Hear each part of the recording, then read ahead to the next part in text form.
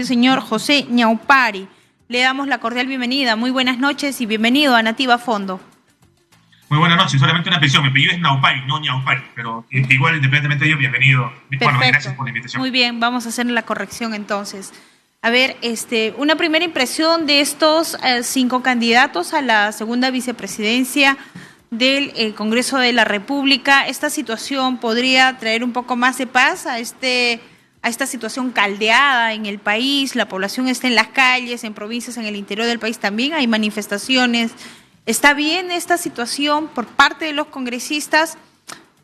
¿Cuál es la primera impresión que reflejamos de parte suya? Bueno, que en realidad es un tema accesorio, ¿no? O sea, en primer lugar, este procedimiento de elección se da como consecuencia de la decisión de una única persona que renuncia al cargo de segunda vicepresidenta.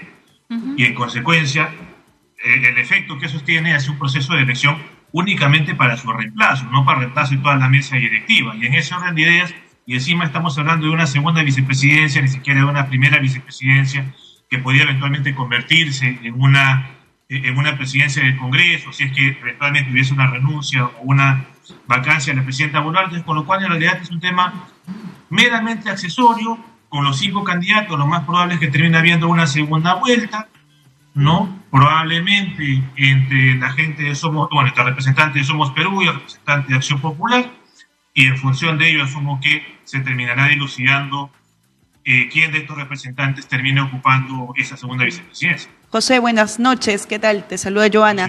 Bien, lo que quería consultarte es entonces, queda claro de que el ingreso de cualquiera de los candidatos a la segunda vicepresidencia no va a generar ningún impacto ni en la mesa directiva, ni tampoco va a restablecer la paz en nuestro país, de acuerdo a tu criterio, a tu impresión.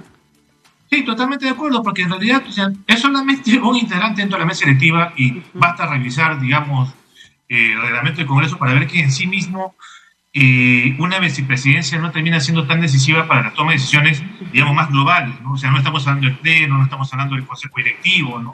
Ni siquiera estamos hablando de la presidencia en sí, estamos hablando de una segunda vicepresidencia. Entonces, que cambien o no, claro, eso más o menos podría ir diseñando o podría generar, digamos, algún atisbo, indicio de cómo terminaría conformada una mesa 2023-2024, pero al día de hoy, digamos, al hoy a la hora, que cambien una segunda vicepresidencia no es que ya va a haber un equilibrio entre las fuerzas políticas representadas en la mesa directiva, no, porque igual la agenda lo define el Consejo Directivo, la creación de agenda la define la Junta de Portavoces, y sería bueno también lo que se apruebe lo define el Pleno.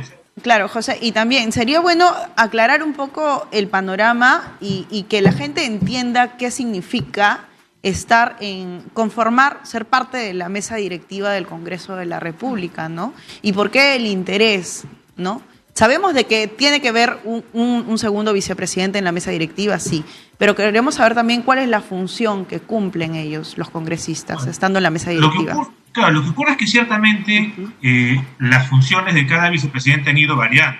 Por ejemplo, las vicepresidencias veían el tema de Oficina de Participación Ciudadana, del Fondo Editorial, del Centro de Investigación y Estudios Parlamentarios, veía el tema justamente de las autorizaciones, por ejemplo, para viajes al exterior del país de los congresistas. Otra vicepresidencia, por ejemplo, podrá estar encargada, la primera sobre todo, de decretar, por ejemplo, los proyectos de ley a una u otra comisión en función de la especialidad con coordinación de oficialía mayor. Pero un dato adicional es que también ellos tienen más asesores y eso implica generarle más gastos al Congreso, ¿no? Por ende, más gastos a los peruanos. Bueno, ahí habría que más recursos, ¿no? Porque el término gasto ya indica a priori que uno está asumiendo que se está tirando la plata al lado. Más recursos sí, sin duda, ¿no?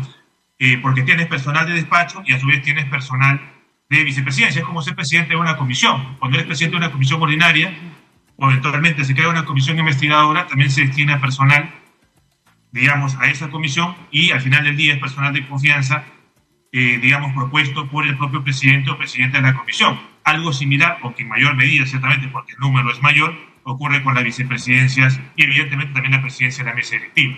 Sí, José, a ver, justamente la pregunta de Joana iba por el camino también de poder saber si es que el cargo de la segunda vicepresidenta es preponderante ante la toma de decisiones dentro del Congreso de la República. Conforme se van dando las cosas, son 4 sesiones en las cuales el Congreso ha analizado y ha llevado al archivo la propuesta de un adelanto de elecciones. ¿Una segunda vicepresidencia podría calar en algo? Sabemos que también ahí tiene otro rol la Junta de Portavoces y por ende el propio Consejo Directivo. ¿Qué implica esa segunda vicepresidencia? Bueno, en realidad la segunda vicepresidencia está más que todo vinculada al tema de autorización de viajes, hasta donde la dejé, y hasta ahora creo que sigue estando vinculada a ese tema. Y en realidad es más que todo, digamos, una posición de poder, pero que no termina teniendo una influencia en órganos distintos, ¿no? Al final del día termina siendo un voto más. Si quieres ir incluso más lejos, es un voto más en la comisión permanente. O sea, no es que termine decidiendo o inclinando una elección. Ahí al final del día que podría terminar teniendo más muñeca política que incluso los propios miembros de la mesa directiva son los que integran el consejo directivo y definen la agenda, o los portavoces que definen la creación de agenda. Eventualmente, si tú ya tuvieras un tema en agenda, para lo que sí te podría servir es cuando, por ejemplo, tienes 50 temas en agenda. De los 50 temas, tienes 15 que están en la agenda priorizada. Y justo ese segundo vicepresidente asume la presidencia en ese momento porque el primer vicepresidente y el presidente se fueron. Ya. En ese supuesto tú sí puedes ir, te acercas y le dices, oye, ¿sabes qué? Quiero que una vez que se vote este tema que se está votando, que se está debatiendo, entre mi tema, ¿no? Y ya, él tiene en ese momento el manejo de decir cuál es el siguiente tema que entra. Ojo, de los que ya están en agenda y de los que ya están en agenda priorizada, porque un vicepresidente, ni siquiera la mesa directiva a sola firma lo puede hacer porque requiere el consejo directivo, menos aún un vicepresidente puede disponer que entre un tema en agenda. Claro, y ahora con este contexto que mueve al país a través de este conflicto social, la población solicita en las calles un adelanto de elecciones. Estas posibilidades, sabemos que hay diferentes caminos para que se pueda llegar, sin embargo, ni el Ejecutivo renuncia, el Congreso no se anima a poder señalar o plantear este adelanto de elecciones. ¿Cuál sería el camino en el ámbito electoral? Bueno, lo electoral está supeditado evidentemente a lo que esté en el mundo constitucional. Si no hay reforma constitucional, no es que el jurado no se puede mandar solo a convocar un proceso. Más aún cuando estamos hablando de procesos de calendario fijo, por las elecciones generales, en sentido estricto son elecciones de calendario fijo, ¿no? Si quiere haber un adelanto, se necesita una reforma constitucional. A lo mucho, más que en el plano electoral, sería en todo caso en el plano ciudadano, si se quiere, ¿no? La ciudadanía podría promover una iniciativa de reforma constitucional para que pueda ser visto este tema en el Congreso. Pero, por ejemplo, solo tienes derecho a iniciativa porque no puedes promover un referéndum desde la ciudadanía para impulsar una reforma constitucional. O sea, desde la calle no se puede promover una consulta como es un referéndum. Para reformas constitucionales, el único camino es el 206. El 206 implica que primero lo apruebe el Congreso y luego vaya a referéndum ratificatorio. No hay otra vía. Entonces, la vía de la ciudadanía le queda eventualmente impulsar una iniciativa de reforma, pero nuevamente eso va a estar en manos del Congreso. Otra vez, todo recae en manos del Congreso, finalmente. Muy bien. Nos queda claro, José. Muchísimas gracias. Muy gentil con nosotros. Gracias, José. Y bueno, pues a ver qué sucede en los próximos días en nuestro país. Muy amable con nosotros. Ustedes, buen día.